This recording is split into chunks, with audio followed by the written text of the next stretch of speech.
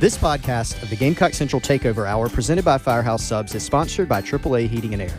The premier HVAC company in the Midlands is growing. Are you a top HVAC technician? AAA Heating and Air is looking for dedicated applicants to fill their fast-growing service department with top-notch HVAC technicians.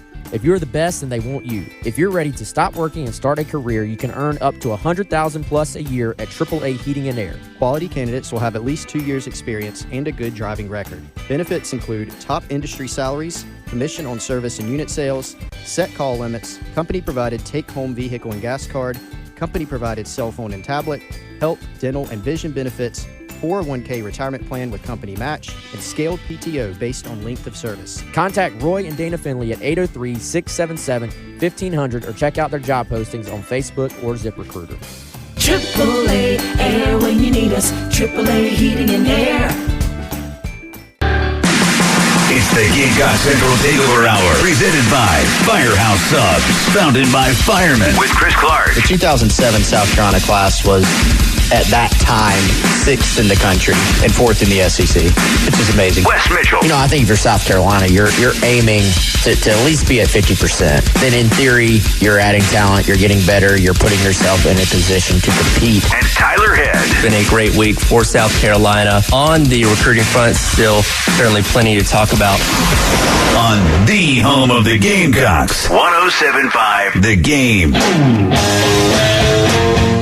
And welcome into the Garnet Trust Hour, the Gamecock Central Takeover Hour, presented by Firehouse Subs here on 107.5 The Game. I just spent the last hour listening to Chris on the Garnet Trust Hour with today's guest, Salon Cooper, so forgive me. I get my names mixed up sometimes. It's all good. I did such a good job of branding the show while I was on it that you just had it in your head.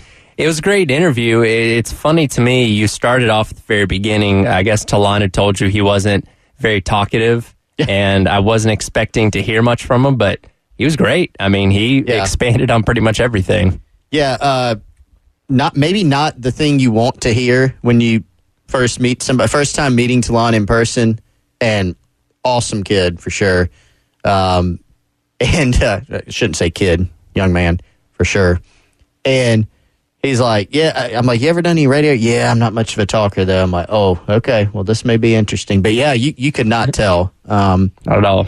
Actually had a lot to say, very thoughtful, great answers to the questions. And I thought he gave us a lot of good insight, just whether it was on his game, this Gamecock basketball team, some of the youngsters on the team, some of the transfers coming in, a lot of good stuff there. So I know you'll have that up later, Tyler, on the podcast page for 107.5. We'll have it up on GamecockCentral.com's YouTube page later, too, if you want to check that out. So it was a good time with Talon. I definitely agree with him. I'd rather be hot than cold. He's not a big cold weather guy. Yeah, that was the, Wes, I don't know if you heard that part. The breaking news, big scoop that I got. Stephen Clark keeps the digs pretty cold. Okay. And so Talon has to go shut his door in his room, and he is a snuggie guy. No. Yeah, he's a snuggie guy. Yeah, I didn't peg him for one, but he is. First of all, let me just say, have y'all noticed lately how Chris says youngsters? This is the second week in a row. He said, did I say youngster? Oh, wow. Second week in a row, he said that he's a youngster. Kids these days, on right, the roster. Chris? So Chris has never sounded older than when he says the word youngster. Last week we were trying to figure out the most dad thing that I said. That must be it. That's going to be up there. That is the winner. I've also been saying, I thought about it yesterday, so I think I literally said it. I have been saying a lot, they don't make them like they used to. Oh, yeah. That's a rough one. But they don't, is the thing.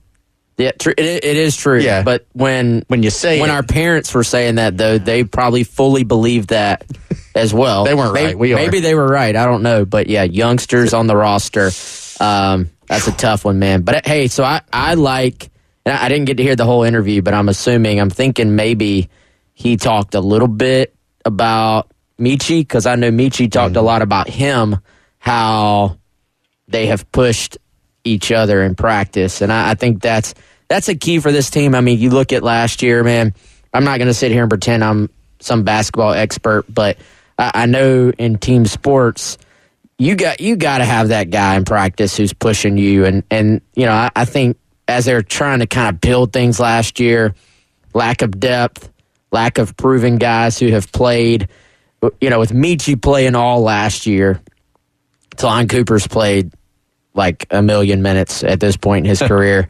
And the two of them just sort of butting heads. I think Michi said it like, hey, on the court, we don't like each other.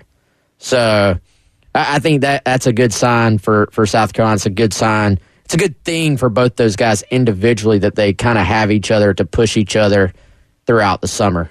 Yeah, I mean, more competition there, I think, than what you saw last season. I talked to Talon about this, but I brought up the old tried and true identity, theme. Identity.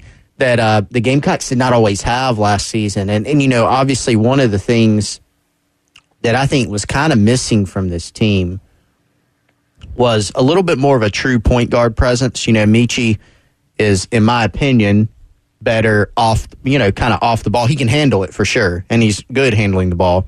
But him being able to score the basketball and kind of keep his primary focus on that. Well, Talon is more of a point guard. Now, he pointed out, I like to score. I'd like to take a step forward shooting. And so him and Michi, to your point, Wes, they can kind of play off each other. Either of them can facilitate. Obviously, Talon, historically, during his career, played a lot of basketball. He started a lot of games at 2 different schools. That's his forte. Assist machine, right? He's an assist machine. He's a passer. But he would like to be able to score more. Michi would like to be able to, focus on score more. But both of them can facilitate. Both of them can score. And so I think that's helped them. Talon also, interestingly, said he feels like, especially at the NBA level, there aren't really true point guards anymore. That position has kind of died. He pointed to Chris Paul as being kind of maybe the last of that dying breed. Most guys are combo guards now. So I got the sense for him that, being able to play in Lamont Paris's system, which, as we know from talking to several of the players, BJ Mack, Miles Studi talked about this a lot. Talon talked about it. Michi. There's more freedom, within the system to kind of play basketball. But I think those two, being able to play off each other, I think will be very helpful not only for the team, but, for those guys to be able to develop individually. And for his individual development, he talked about wanting to improve on not only his defense, but his free throw shooting as well, something that he struggled with up there at Minnesota. And like you said, coming in here playing in Paris' style, that does kind of give him the freedom to do a little bit more of what he likes to do on the court.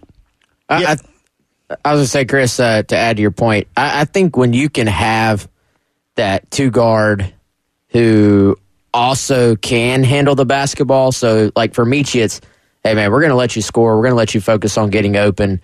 But if we're getting full court press, so we're in a situation, where the ball needs to be moved around a little bit more, having that guy who has now a year of experience in the SEC, playing quite a bit of point guard himself, I think really helps a lot because I think more and more, you kind of have positionless basketball to an extent. And, it's not this just very rigid, hey, this guy's a 1, this guy's a 2, this guy's a 3.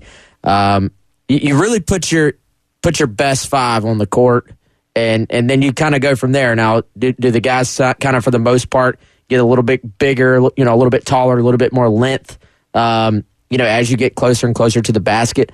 Absolutely. But can you play a game with 2 point guards? Absolutely. Can you play a game? I mean, we see teams basically run 4 guards out there and then put, just a big man down in the middle. So I think anytime you can have some guys, we talk about versatility on football all the time. Anytime you have some of that versatility in basketball where teams have to account for, hey, Michi can score the basketball from distance. We saw he has no shyness at all about shooting long 3-pointers.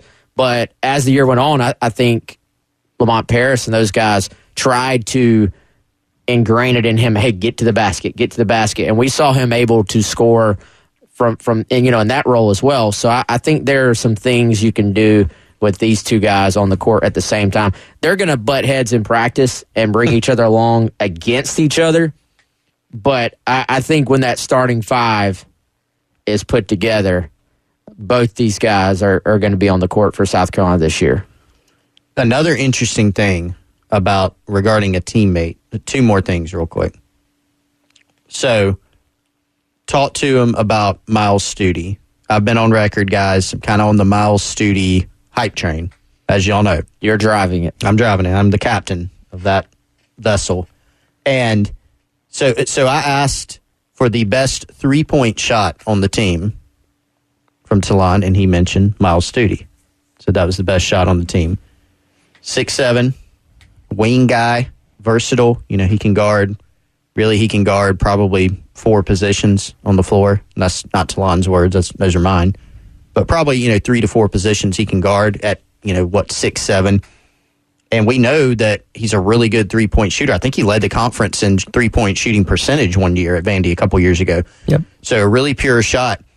And he's, Talon said, hey, you can tell that he's more confident now. We know Jerry Stackhouse obviously knows basketball at Vandy. Really good coach. I think he's doing a good job at Vandy. But his system is, to use Wes's word, I think this word came up yesterday, it's more rigid. Here's the sets you're running. Here's where you're going to be. Here's what you're going to do. With Lamont Paris, you have a little bit more freedom. So Miles Studi, a guy that can, handle the ball. He can play off the ball. He can spot up. He can get his own shot.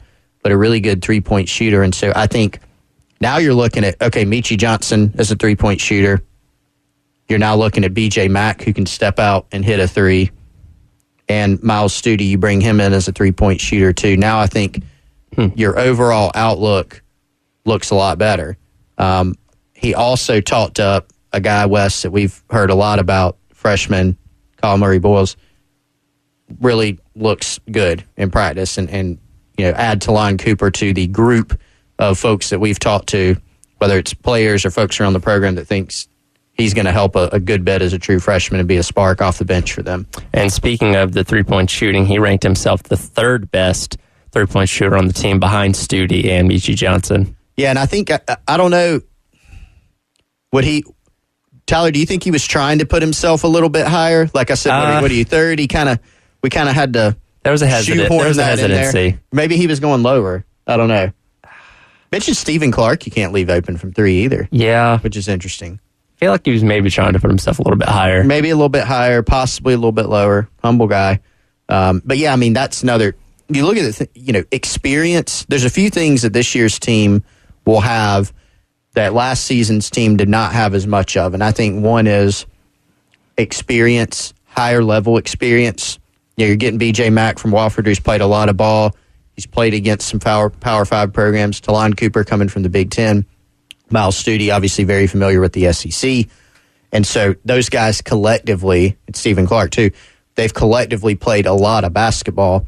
I also think you're adding more 3-point shooting than we saw last season. And then the kind of guard dynamic that we're talking about with adding Cooper, who's more of a true point guard, Michi Johnson, the rest of the guys on this roster. I think you're building some pieces. You filled in some gaps of some things that maybe you didn't have last season. Absolutely. And again, if you missed any of that conversation, I'll have that up shortly on the 107.5 The Game podcasting page under the Garnet Trust Hour. Coming up next, we got some exciting news about Carolina's Week 1 matchup against North Carolina. Talk about that coming up next. It's Gamecock Central Takeover Hour presented by Firehouse Subs on 107.5 The Game. It's the Gamecock Central Takeover Hour. 107.5 The Game. Guys, we tell you about our power rankings of Firehouse subs pretty much every single week, multiple days every week, actually. And I got to say, Chris, the pepperoni pizza meatball sub is climbing in the power rankings. Oh, yeah. This thing it is over the top, let me just say. They didn't just put cheese on it. They said, hey, we're going to put extra cheese. They didn't just say we're going to use the regular bread. They said we're going to use the garlic bread. Obviously, some meatballs, some crispy pepperoni. Crispy. Yes. That's important key there. But, I like the extra cheese aspect as well. And right now, if you're listening to this, it is almost lunchtime. It may be lunchtime if you're an early lunch guy. I'm a little bit more of a noon to 1 lunch guy. Regardless, if you want the pepperoni pizza meatball sub for only $6, you can order it online or in the Firehouse Subs app so you can give it a try. Again, that's meatball, extra cheese, crispy pepperoni, garlic bread. It is phenomenal, and it's only available for a limited time, so go ahead, try this thing right now. as always, shout out to our friends at Firehouse Subs. Shout out to Larry for being our presenting sponsor here, GC Takeover Hour. Not the Garnet Trust Hour. Not the Garnet Trust Hour. On 107.5 The Game. All right, more of the Gamecock Central Takeover Hour coming up next on 107.5. For a limited time, Sweet Deals is offering qualified listeners an exciting vacation. Spend 4 days and 3 nights at a luxury hotel in fun and fabulous Las Vegas, Nevada for only $99. Save more than $600. As part of the package, you'll receive $100 in free slot play, a $100 dining advantage card, and each guest will be booked in a suite. You'll be vacationing in luxury that's only available in Vegas. Attendance is required at a presentation for Vacation Club ownership, but who cares? There's no purchase necessary, so it's a win-win. Plus, we offer a 30-day money-back guarantee. Do not miss this exclusive luxury vacation offer from SweetDeals.com. That's 3 nights in a luxury Las Vegas hotel for only $99. Go to SweetDeals.com right now and snag this once-in-a-lifetime offer. That's SweetDeals.com.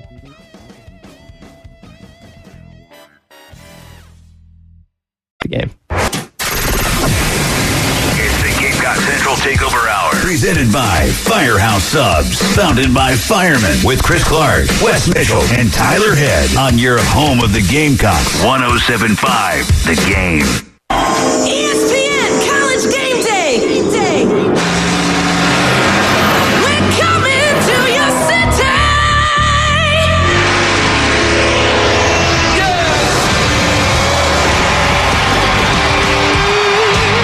And welcome back into the Gamecock Central Takeover Hour, presented by Firehouse Subs here on 107.5 The Game. Tyler, West, and Chris along with you. Yes, yesterday we did learn that Game Day will be in Charlotte for the Week 1 matchup between South Carolina and North Carolina. I believe this is the first time Carolina's been involved in a Game Day since 2014. Am I correct on that? That's what I read on the internet. When Missouri came to town? That was a game to forget. Weird, bad game for the Gamecocks. I was looking over that one this morning. Let me see if I can remember. You got the sequence? It was like, I think Carolina lost, was it like 21-20? Mm-hmm. And Exactly right. Carolina was up 20-7 in the game, I think. And they went up. It was a very ugly offensive game. Not much going on. During that stretch, Missouri had really good defenses, and they always seemed to give South Carolina's offenses fits because they would just sit in this really tight zone defense and just force South Carolina underneath and would get pressure on their quarterbacks quite a bit. Like there's some really salty, underrated Missouri defenses, I think. And I remember South Carolina kind of controlled the game, though, even though they couldn't put it away.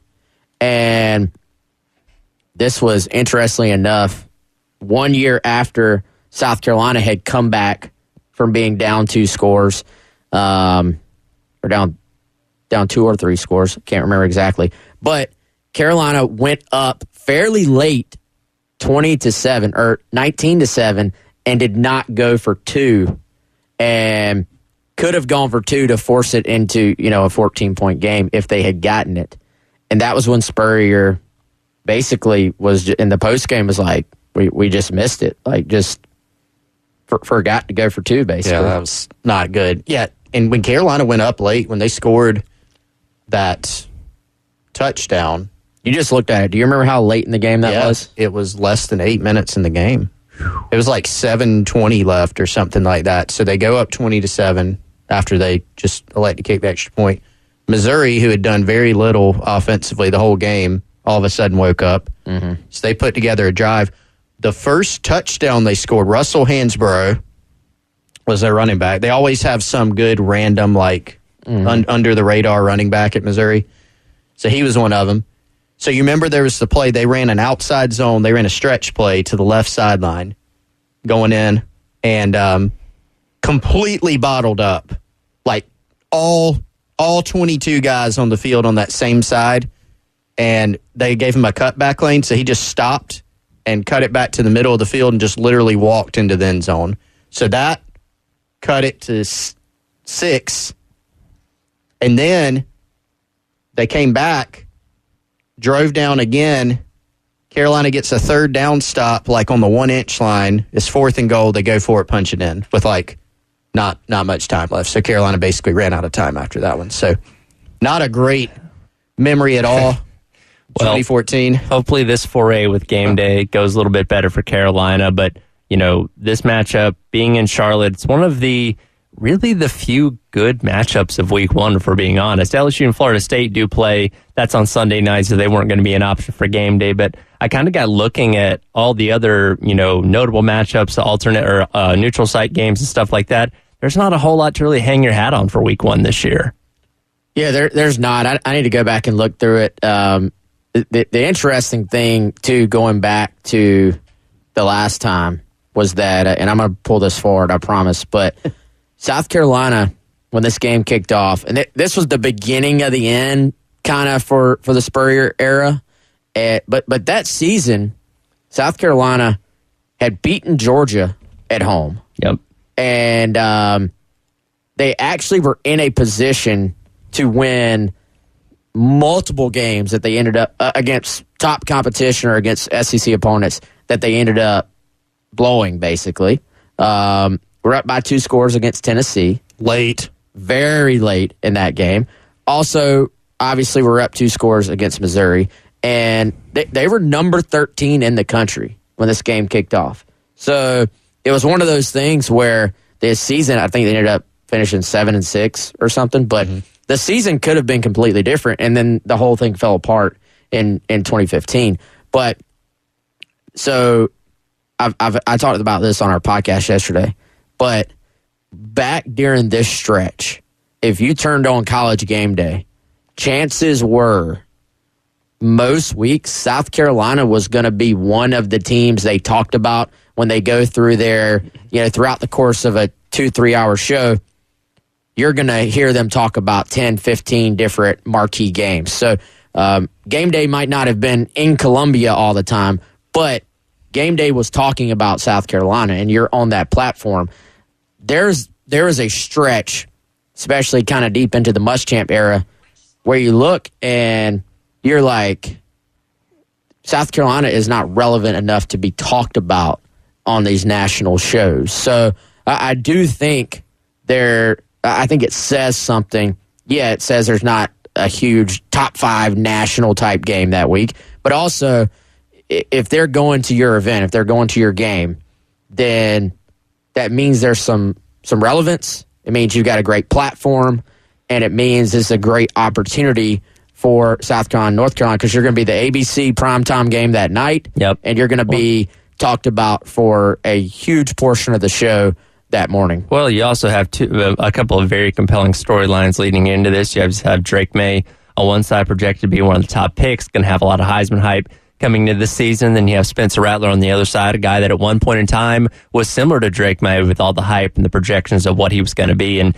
now trying to kind of work his way back into that conversation with his final year of college football coming up, and not to mention the Mac Brown-Shane Beamer comparison. And obviously Mac Brown's been around forever, has accomplished just about everything you can accomplish as a head coach in college football. Shane Beamer going into his 3rd year as a head coach and has done a good job through his first 2, steadily improving, and we're obviously hoping that he can improve in year number 3 as well. But you have a lot of those storylines kind of baked into this matchup as well. A lot of factors. And I think, some people said, oh, well, this is kind of surprising they're picking this game. I think it's several things, though, Tyler. As you mentioned, that there's not a great weekend of college football, and that's not to discount that this is still a very compelling matchup, even if it was a great slate of college football. I mean, the best game, first glance, real quick, probably is actually on Sunday. You've got LSU at Florida State in Orlando. That's a really good game. But you do have less competition for Game Day, right, over the course of the weekend. But all those factors you mentioned, plus, South Carolina has some cachet there. Shane Beamer is kind of a coach who has some buzz around him right now, and with the way that South Carolina finished the season, obviously, and those other factors that you mentioned, I think it makes a lot of sense that they get the nod. I think Wes made a great point, too. I mean, this is the territory you want to be in if you're South Carolina. When Steve Spurrier, first of all, Steve Spurrier, his first game at South Carolina in Williams-Brice is a Game Day game. It's against UCF. in 2005. And so Thursday nighter, right? Thursday nighter. Over the course of Spurrier's tenure at South Carolina, from 2005 to 2015, those 11 seasons, Carolina was part of a game day contest 6 times. And now you've gone from 2014 until, or 2015 to 2022 and no presence at all. You're not part of and really the way you measure that is you want to have it on your campus. But if you're a part of a game day game, even on an away contest, then that means you're compelling enough too. 2005 against Central Florida, is that where Corso said Spurrier would never win the SEC in 400 years? I think so. Okay. Yeah, I think so. Because I went back and watched both the end of the 2014 game day as well as 2012 when they were here for the Georgia game, and Corso picked South Carolina both times, and in both of those instances, he mentioned that Spurrier's never going to win the SEC in 400 years, so I imagine it would probably be from that first game for Spurrier here then. I think that was it. I think it was, and man, Corso drew the ire of especially the students. I remember I was a student at the time, and man, obviously it's like all part of the act, and he was right. Sure, but it's not what you want to hear. Looking back, it's hilarious. It's actually hilarious, but because that's just what he does. But at the time, I remember everybody on campus being mad. Anybody know South Carolina's first ever college game day game that they were a part of? I do. It was 2001, South Carolina, Florida. Steve Spurrier is the coach at Florida. Lou Holtz, coach of South Carolina, obviously.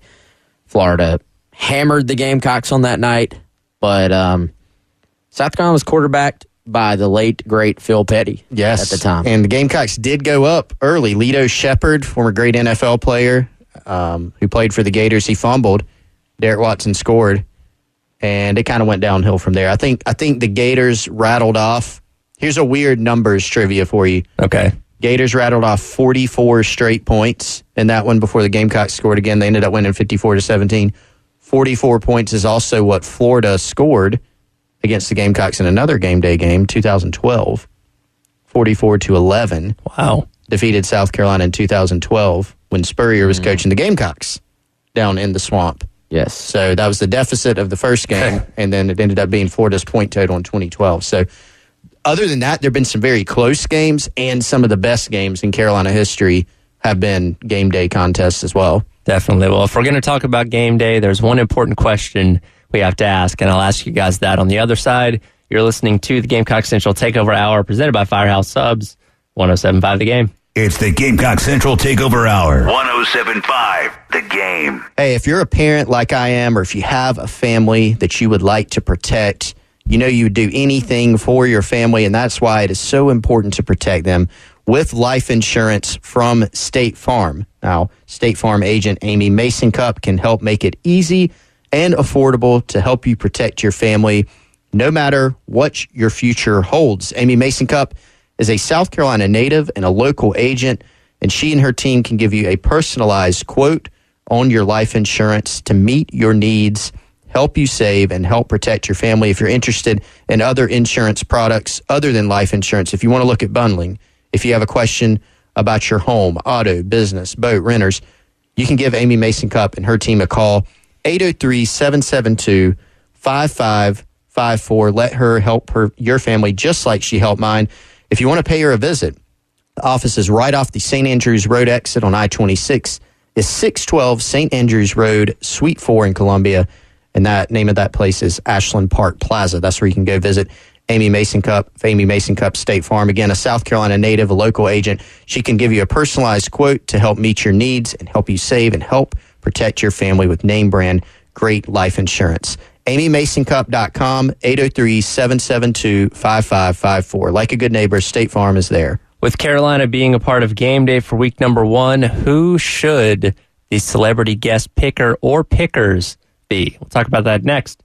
Listen to the Gamecock Central Takeover Hour presented by Firehouse Subs on 107. Former Navy SEAL Sean Ryan shares real stories from real people from all walks of life on The Sean Ryan Show. Dr. Michael Bagnell. In the brain, we have networks that work together. Think about like a toggle switch. Well, in the default mode network, where we have a sense of relaxing, taking things in, it's also where we have a hope generated for our future. Someone goes to military service, sees extremely traumatic things. They just seen so much damage. They may end up shutting down this default mode network. The Sean Ryan Show on YouTube or wherever you listen. About the game. It's the Gamecock Central Takeover Hour. Presented by Firehouse Subs. Founded by firemen with Chris Clark, Wes Mitchell, and Tyler Head on your home of the Gamecocks. 107.5 The Game. But remember, I said South Carolina would not win the SEC in 400 years. Yes, you did. But they're getting close. Give me that hand.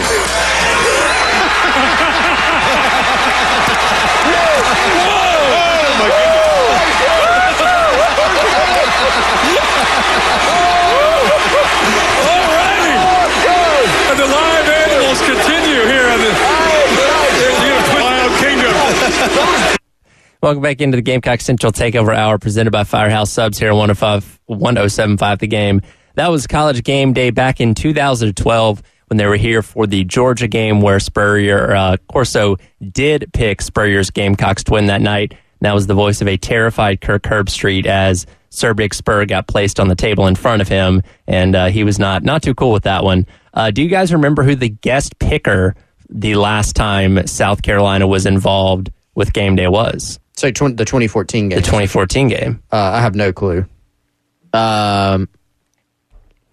Wes has it. No. There was a guest picker at.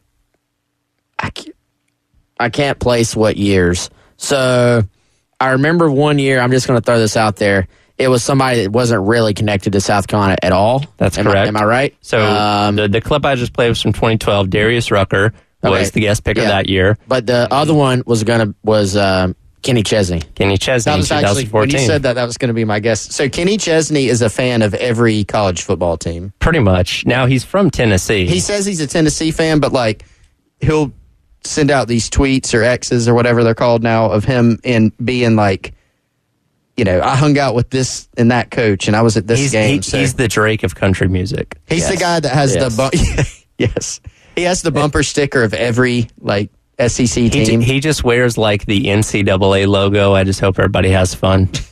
Exactly. I looked it up because I was like, why is Kenny Chesney on a Carolina game day? Apparently he was doing something with the SEC network on like a documentary with Spurrier and had some kind of involvement with that in 2014. So I think that was the connection there, but still not the most fitting guest for a Carolina game day. And with this being a neutral site game in week number 1 in Charlotte, right down the road from both schools, essentially, what they like to do a lot of times is have somebody represented from both sides. So a UNC picker and a USC picker.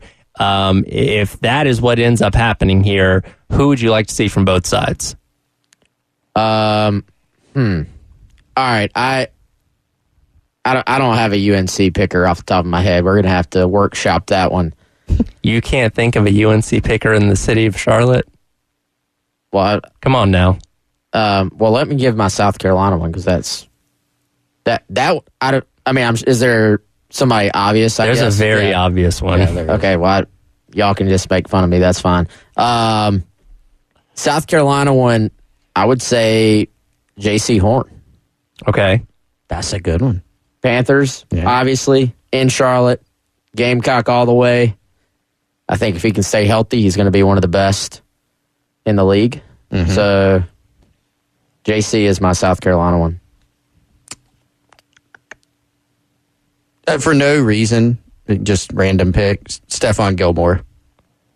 Like one of the best. There's this graphic that came out recently with like best corners in NFL history. There's a whole bunch of guys on them who are really, really good. And I kind of did a little digging, and I realized, like, Stephon could be on this list, like, almost quietly. Like, Gamecock fans would be like, yeah, he's one of the best. But, like, literally, this guy was the Defensive Player of the Year in the NFL. He's former Pro Bowler, former All-Pro, multiple times each. I don't know. That was the first guy that popped in my head of just, like, a guy who has some cachet that's interesting that we don't hear from a ton. Sure. I think he's from York County, so he's from York County, so there's a little, yeah. I throw Debo out there as well. Debo would be a great it would one. be the week before the NFL season starts, so he'd have the ability to be a part of that. Clowney, obviously somebody, a name that everybody's going to know. Wes, are you ready for the obvious pick for Carolina? Well, I'm just going to say I think it's going to be J.C. Horn. So when that happens, y'all can tell me how dumb I am for not knowing the North Carolina guy and tell me how smart I am for predicting the South Carolina guy. The North Carolina guy is Michael Jordan. Oh, well. He lives in Charlotte. Does he even own the Bobcats or Hornets or whatever they're called now anymore? Didn't he does that matter, though? He still lives in Charlotte. Yeah, he lives there, but okay. I think Gamecock fans should root against that, though, because, that's really cool if Michael Jordan's your representative. I mean, obviously he went there, but you just don't really want kind of disassociate from that. Sure. It doesn't really, for Carolina, they got, Gilmore and all these other names we mentioned, but if Michael Jordan's the other team that you're playing, it's hard to beat that. Yeah. It's who do you have? Oh, we got Michael Jordan. Yeah, definitely trying to match that star power is tough. Another, and I like Wes, I do not have a Rolodex of UNC alumni in my head.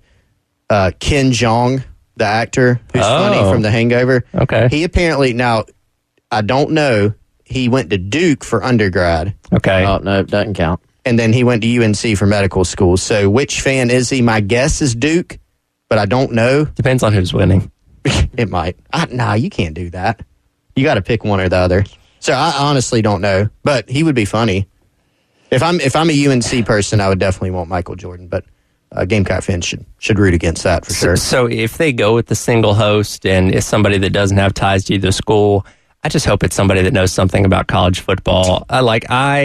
I think Jack Harlow was the week one guest last year, and I forget where the game was at, but it was very clear. And I like Jack Harlow as a musician. It was very clear. He had no clue about anything related to college football, and he was just throwing names out there. And I think he actually ended up doing pretty okay with picks. But didn't he end up being the top picker for a while? Yeah, I think he went 9-4 or something like that. But of course, it's so deflating when you get to the end of the show and this person could care less about what they're talking about.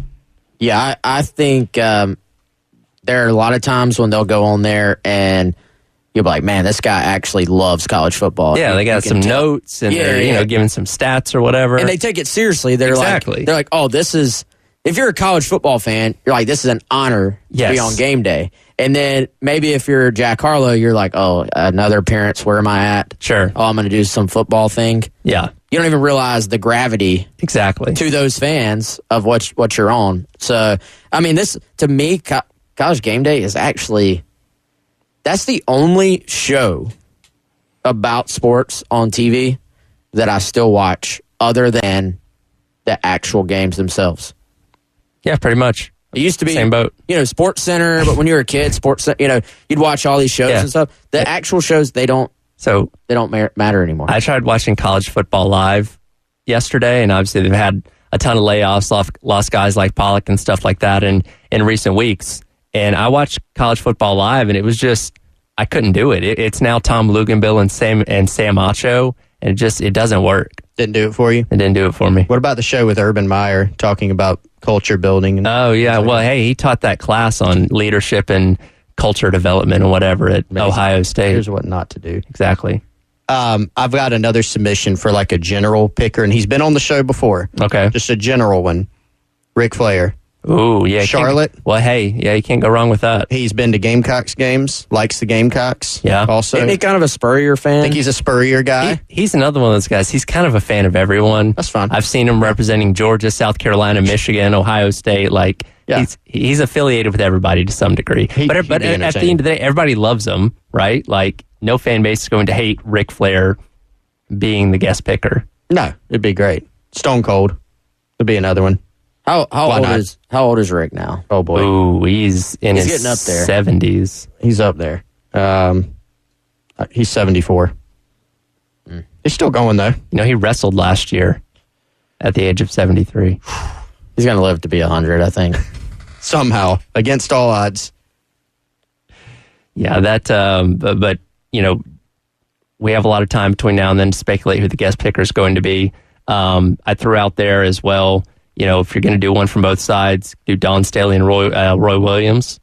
I think that'd be pretty cool. That would be cool. I actually like that a lot. Good representation from both sides. A lot of success from both coaches. Yep. Roy would be entertaining, too. He's got that all shucks kind of like folksy. And Don would have good analysis. Yeah. Two good picks there. I'm down with it. All right, we'll come back and wrap up today's edition of the Gamecock Central Takeover Hour presented by Firehouse Subs here on 107.5 The Game. It's the Gamecock Central Takeover Hour. 107.5 The Game. If you're looking to upgrade your man cave, home theater, if you want some information on a complete smart home system, or if you need something as simple as just, mounting a TV, fixing all those cords that are all over the place with your television, DVD player, if you still have one of those, game systems, all that stuff, give our friends Michael and Nathan at Integrated Media a call, 803-948-8327. You can get the movie theater experience in your home without leaving home. Experience your favorite movies and shows the way they were meant to be watched with surround sound and on a big screen. They can do that for you. They can also, like I said, do an entire smart home system for you where you can utilize your smartphone to control lighting, thermostats, sound systems, televisions, security cameras, alarm systems, and more. Impress your guests with customized lighting and control all of your devices with the touch of a button from your smartphone. If you want some examples of some really cool work that they've done in your home, in patios, outdoors, Integrated Media Columbia on Instagram and Facebook, integratedmediainc.com. Again, that's Michael and Nathan and the team at Integrated Media. Appreciate them being part of the show. Give them a call for complete smart home services in the Columbia area. IntegratedMediaInc.com, 803-948-8327. All right, we'll touch on a little bit of recruiting to wrap up the show. Gamecock Central Takeover Hour, presented by Firehouse Subs on 107.5 The Game. It's the Gamecock Central Takeover Hour, presented by Firehouse Subs, founded by firemen with Chris Clark, Wes Mitchell, and Tyler Head on your home of the Gamecocks, 107.5 The Game. And welcome back in at the Gamecock Central Takeover Hour, presented by Firehouse Subs. Tyler, Wes, and Chris along with you for a few more minutes before handing things over to Jay and Terry for the halftime show. Wanted to hit on a little bit of recruiting here as we wrap up, as we're getting set to end the month-long dead period for the month of July, and for the Gamecocks, a very big cookout event coming up on Friday. Expecting to have a lot of big names in town. Yeah, still building out that list, but there's some heavy hitters that are going to be in town. You even look at 2024 cycle is far from over. South Carolina right now has, 13 commitments. You figure you got to leave room for some transfer portal guys. How many more high school guys will be taken? I don't know, maybe 7, 5, 7, 8, somewhere around there. That's a question we get a lot. How many guys are they looking to take either at each position or overall? It's so fluid nowadays. You got the transfer portal in, you got the transfer portal out. Coaching staffs are taking a lot more of a fluid approach, especially there's no oversigning rule. So you'll see undersigning, you'll see oversigning from the former 25 cap. But a couple big timers that are, we're tracking that are expected to be in that really pop out from the 2024 class. Dylan Stewart, the 5-star from DC, guy that South Carolina's been after many times. This will be, I don't know, Wes, do you have a count? This might be the guy's 10th visit to campus or something like that. Probably somewhere between the 7 and 10 range. Already taken as official. I think it's past definitely 7. Closer to 10. Closer to 10. It was 7. Oh, wow. 7 already, I think. This summer. It was 7, I think, either on the official visit or before the official. Yeah. So this is 9, 10, something like that. But yeah, so really, I think the two big ones you're kind of circling would be Dylan Stewart. Yep. Obviously, and you're kind of trying to put the finishing touches on this one if you're South Carolina. And then Jalua Solomon, the 4-star, listed as an athlete, but is, I think, a DB all the way, at least as far as how South Carolina's been recruiting him. This guy could play receiver, though. He's good. He's a great athlete. But, I think that's one we've seen twist, turn. He was on the list for the cookout. Then it was reported that he wasn't going to visit for the cookout. Then it's reported that he is going to visit for the cookout. I think, now Dylan Stewart, for a high-profile guy, Chris, and for a guy who's having to get down here from a place that is far away, relatively speaking. Like I'm saying, he's not in Irmo. So he's made it, it feels like, on just about all of his expected trips. Yeah. So, that's worth noting here. Sometimes, especially with out-of-state guys, you're always kind of waiting to see, are they actually going to make it in? He's made it in on most, if not all, of his planned trips, which I think is kind of interesting and a sign for South Carolina. Like, if a guy in-state takes a bunch of visits, yes, it means something. But it means even more, I think, that he has made the effort to get down here. With Solomon, I think it's going to be one of those things, because of the back-and-forth nature of it, that we're going to be checking quite a bit. Yeah. Did he arrive? Did he make it in? Maybe we need somebody out there, FSU, recruiting media style. They have the paparazzi out there when guys arrive. I don't know. We're probably not going to do that, but definitely something to track this weekend. And then there'll be a bunch of underclassmen as well. Yeah. And we'll see what that final list looks like later on this week for that cookout event on Friday. That'll do it for today's edition of the Gamecock Central Takeover Hour presented by Firehouse Subs. Halftime show with Jay and Terry coming up next on 107.5 The Game.